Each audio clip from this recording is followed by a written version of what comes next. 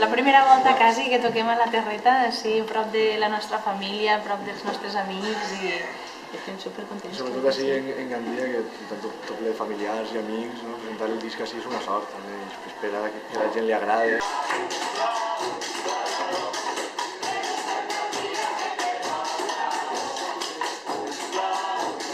I estic amb molta sort a vosaltres també amb les iniciatives que manegeu amb el teatre, que és brutal.